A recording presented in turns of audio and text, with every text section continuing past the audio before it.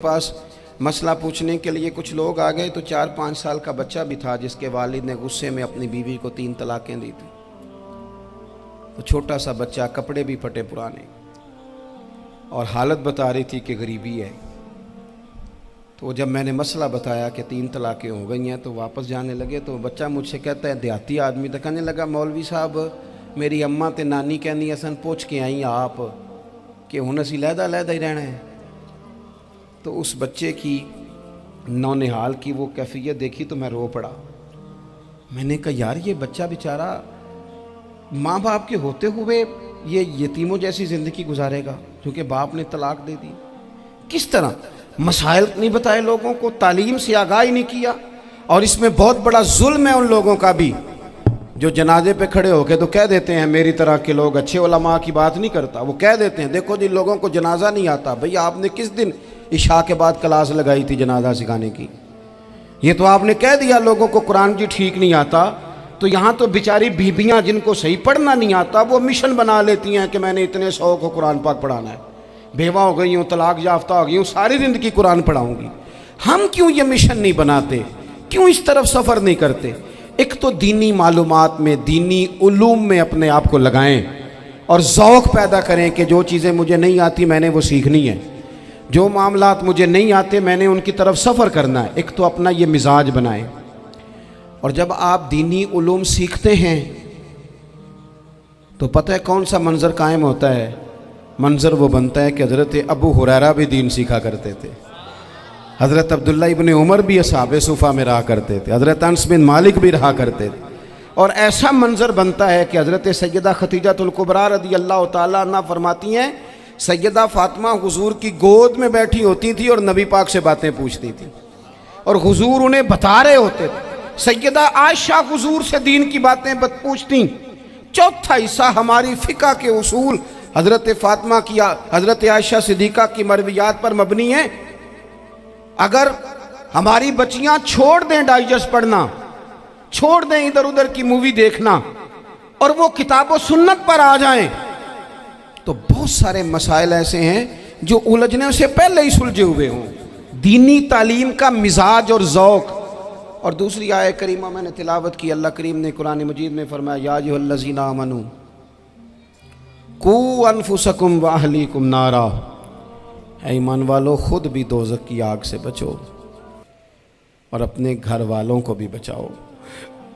ओ वालिद, वो माँ जो बच्चों को भूख से बचाने के लिए मेहनत करती है, उनको मायूसी से बहुत सारे माँ बाप ऐसे होते हैं जिनके पास कपड़े लेने के पैसे नहीं होते ईद पे। क्यों? अजान शुरू होगी जी, अजान सुने जी। अजीज़ भाई, जिस तरह हम अपने बच्चों को देखें, बहुत सारे माँ बाप के पास गुंजाइश नहीं होती, लेकिन इस नीयत से कि बच्चों के दिल टूट जाएंगे, ईद पे कैसे गुजारा करेंगे, मुश्किल से भी कपड़े ख़रीद के देते। इस तरह हम अपने बच्चों को भूख से, प्यास से, मायूसी से बचाते हैं। इस तरह हमारे रब ने हमारे ज़िम्मे लगाया है कि तुम अपने बच्चों को कोशिश करो दोज़ख की आग से बचाने की। हज़रत उमर फ़ारूक रज़ी अल्लाह तआला अन्हु ने अर्ज़ किया था, या रसूल अल्लाह सल्लल्लाहु तआला अलैहि वसल्लम, इस आया करीमा का माना क्या है? तो महबूब करीम अलैहिस्सलाम ने फरमाया, उमर, जिन चीज़ों का अल्लाह तुम्हें हुक्म देता है तुम अपने घर वालों को उन चीज़ों का हुक्म दो। जिन चीज़ों से रब रसूल तुम्हें मना करते हैं अपने घर वालों को उनसे रोको। अपने घर के अंदर निफाज दीन करने की कोशिश करो। मेरे भाई, बहुत ज़्यादा आजमाइश है हमारे घरों में, बेचैनियाँ हैं, इज़्तिराब है, बच्चों में सख्ती है, बहन भाई एक दूसरे के साथ लड़ते हैं, मिजाजों में तलखी आ गई। क्यों भला? इसलिए कि माँ बाप को जो बेहतरीन किरदार और जो हसीन तरीका घर में अपनाना चाहिए था, बच्चे तकरीर बाहर से सुनते हैं लेकिन वो फॉलो अपने माँ बाप को करते हैं। अगर माँ बाप में हौसला हो, सब्र हो, इत्मीनान हो, खुददारी हो, थोड़े पर गुजारा करने का मिजाज हो। देखें ना, आज डिप्रेशन है, टेंशन है, पैनिक्स अटैक्स हैं, बड़ी सारी चीज़ें आ गई हैं। क्यों भला? सब्र नहीं, तहम्मुल नहीं, बुर्दबारी नहीं। आजमाए। एक दिन एक बच्चा मेरे पास आ गया मदरसे का और आके वो रोने लगा। میرے گھر والے کہنے لگے کھانا چھوڑ دیں پہلے اس کی بات سن لے. میں نے کہا پتر کیا ہوا, کسی نے مارا ہے کسی استاد نے؟ کہنے لگے نہیں حضرت, گھر فون کیا تھا تو میری اماں اور ابا کی لڑائی ہو رہی ہے. بچہ کانپ رہا ہے, ٹانگیں کانپ رہی ہیں. میں نے کہا کیا ہو کیا گیا تمہیں پتر, لڑائی ہو رہی ہے تو گھروں میں ہو ہی جاتی ہے. کہنے لگے نہیں آپ کو پتہ نہیں وہ بڑا سخت لڑتے ہیں. میرے والد جب میری والدہ کو مارنے کے لیے آگے بڑھتے ہیں تو ہم سارے چار پنجوں کے نیچے چھپ جاتے ہیں, ہمیں خوف آتا ہے, وہ منظر خطرناک ہوتا ہے. یہ کون تکلیف دے رہا ہے اپنے بچوں کو؟ یہاں بیٹھے ہمارے ہاں میلوں دور رہتے تھے اس کے گھر والے, تو وہ تکلیف میں تھا, تو گھر میں کیا کیفیت ہوگی؟ اگر حوصلہ ہو, صبر ہو, قناعت ہو, اللہ کے دیے ہوئے تھوڑے رزق پر ہمیں راضی رہنا آتا ہو, ہمارے گھروں میں سکون آئے, اطمینان آئے, ہم جو زندگی بڑی خوشی خوشی گزار سکتے ہیں. ہمارے مزاجوں کا لالچ, ہماری طبیعتوں کی بے راہ روی, ہماری جھوٹی انا کا بت, ان ساری چیزوں کو ختم کر دیتا ہے.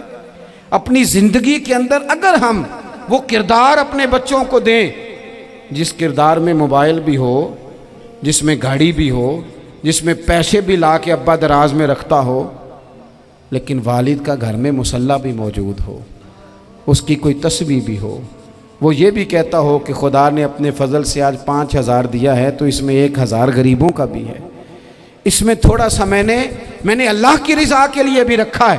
اگر کوئی مشکل آ جائے تو وہ باپ اور ماں کو صبر کرتا ہوا دیکھتے ہوں. اگر ایک باپ بات کرے تو دوسرا برداشت کرتا ہو. خدا را اپنی اولادوں کو اس اذیت کا شکار نہ کرو. اپنے گھروں کے اندر وہ خودداری, وہ پیار, وہ وقار, وہ محبت, وہ انداز. آپ تھکے ہوئے ہیں کوئی شک نہیں, آپ بہت سارے مسائل کا باہر شکار ہوں گے کوئی شک نہیں, لیکن آپ باہر سے تھک کے آئے ہیں. اور اگر آپ باہر اپنی فیکٹری کے مالک ہیں اور دفتر کے بڑے ہیں تو گھر میں بھی تو آپ بڑے ہیں نا. آپ کی ماں بھی تو انتظار کر رہی ہے, اس نے بھی تو دکھڑا سنانا ہے نا آپ کو. آپ یہ دیکھیے کہ آپ کے بچے بھی تو انتظار کر رہے ہیں, وہ چاہتے ہیں کہ ابا آ کے بیٹھیں تو ہم ان کے سینے پہ چڑھ کے تھوڑا کھیلیں. آپ کی اہلیہ منتظر ہیں. کچھ باتیں بیوی کسی اور سے نہیں کہہ سکتی, صرف اپنے شوہر سے کہتی ہے, لیکن وہ تو آتے ہی جلال میں آ گئے صاحب. وہ کہنے لگے تو بڑی نالائق ہے, میں تھکا ماندہ آیا ہوں اور تو نے مجھے کہانی سنا دی ہے. وہ اس خاتون سے شدت کے ساتھ پیش آنے لگے.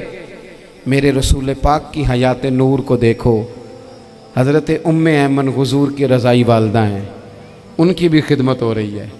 حضرت حلیمہ سعدیہ آ رہی ہیں تو خدمت ہو رہی ہے. حضرت عباس حضور کے چچا ہیں تو کریم فرماتے ہیں میرے چچا ہیں باپ کی جگہ پہ. حضور دوست احباب صحابہ غلاموں سب کے ساتھ پیار کر رہے ہیں.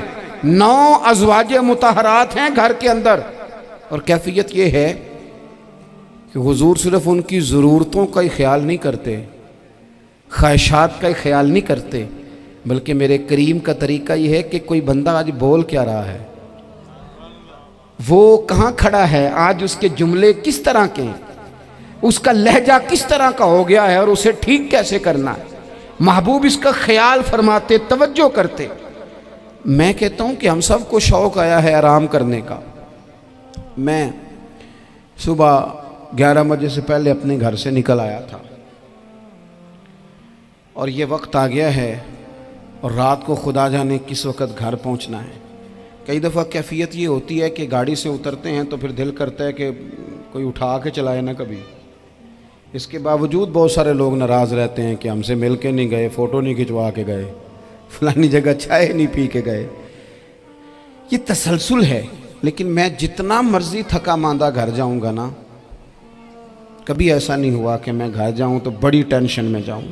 میری گھر والی ایک دن مجھ سے کہنے لگی آپ نے کبھی نہیں کہا کہ میں تھکا ہوا آیا. بندہ تھک بھی تو جاتا ہی ہے نا, کبھی کہاں کرے نا.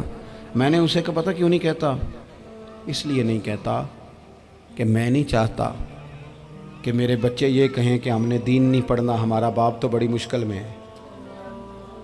ہم اپنے کام کے بارے میں اپنے گھر میں شکوے کرتے ہیں. آپ کسی بچے سے پوچھ لیں کون سا کام کرنا ہے, کہ اندر جڑا ابا جی کر دے رہے ہیں وہ نہیں کرنا. کیوں کہ ابا جی ہر روز تو کہتے ہیں میں بڑا الجھ گیا ہوں, یہ کام بڑا مشکل ہے. میں چاہتا ہوں کہ میں اپنے بچوں کو یہ بتاؤں کہ پتر میں تو جدھر جاتا ہوں پھول ہی پھول ہیں. میں تو جدھر سے گزرتا ہوں محبت ہی محبت ہے، میں تو جدھر سے دیکھتا ہوں دعائیں ہی ملتی ہیں، تاکہ ان کا شوق پیدا ہو۔ میرے عزیز، آپ تھوڑا سا دل بڑا کریں۔ اگر آپ ایک کی وجہ سے پورا گھر سکون میں آ جاتا ہے تو آپ دل بڑا کیوں نہیں کرتے؟ جگہ ڈھونڈتے ہیں بس مجھے کوئی تنگ نہ کرے، کوئی میری باپ ماں بدولت کو کوئی پریشان نہ کرے۔ بخاری شریف سنیے، حضرت عائشہ صدیقہ رضی اللہ تعالیٰ عنہ بیٹھی ہیں، حضور فرمانے لگے عائشہ آج ایک بات نہ بتاؤں تمہیں؟ یا رسول اللہ بتائیے۔ حضور فرمانے لگے جب تم مجھ سے ناراض ہوتی ہو تب بھی مجھے پتہ چل جاتا ہے، اور جب راضی ہوتی ہو پھر بھی پتہ چل جاتا ہے۔ تو حضرت سیدہ عائشہ صدیقہ بات سن کے بڑی خوش ہوئیں، یا رسول اللہ وہ کیسے؟ حضور فرمانے لگے کبھی کبھی تم قسم اٹھاتی ہو۔ یا رسول اللہ ہاں۔ فرمایا جب ہوتی ہو نا راضی، خوش، تو پھر کہتی ہو مجھے رب محمد کی قسم صلی اللہ علیہ وسلم، پھر تم میرے نام کے ساتھ رب کریم کا نام ملا کے قسم اٹھاتی ہو، رب محمد کی قسم۔ یا رسول اللہ بالکل ایسے ہی ہے۔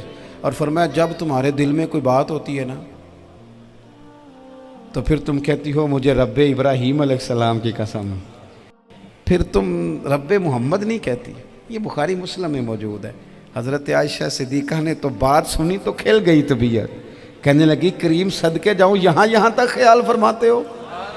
کس کے جملے کہاں پہنچ گئے؟